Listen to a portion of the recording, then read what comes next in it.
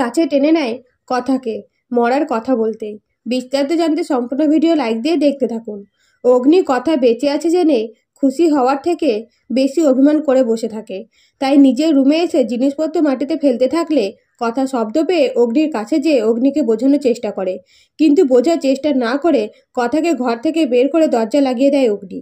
তখন কথা কাঁদতে কাঁদতে নিজের রুমে যায় এবং নিজেকে শান্ত করে আবারও বর্ণিফুল রহস্যভেদের দিকে লক্ষ্য রাখে। তখনই পূর্বা কথাকে ফোন করে জানায় ফ্যাক্টরি থেকে অনেকগুলো গাড়ি যাওয়া আসা করছে। এই কথা শুনে কথা নিজে একটা ম্যাপ তৈরি করে কাউকে কিছু না জানিয়ে সেখান থেকে চলে যায়। এরপরে অগ্নি যখন কথাকে বাড়িতে দেখতে না পায়, তখন ঘরটা ভালোভাবে খোঁজাখুঁজি করে জানতে পারে কথা গুহ ফ্যাক্টরির কাছে গেছে। তাই সঙ্গে সঙ্গে অগ্নির গাড়ি নিয়ে গোবরডাঙ্গা চলে যায় এবং কথাও পূর্বাকে দেখতে পেয়ে কথাকে বলে, একবার বলে আসার প্রয়োজন মনে করলি না?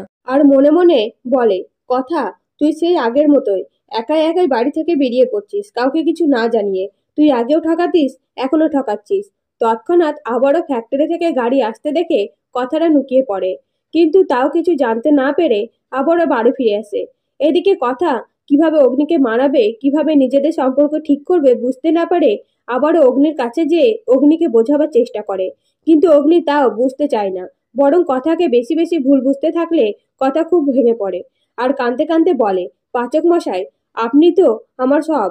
আমি যা করেছি আপনার ভালোর কথা ভেবে করেছি, তাও আমাকে একবার বোঝার চেষ্টা করলেন না। এর থেকে তো আমার মরে যাওয়াই ভালো ছিল।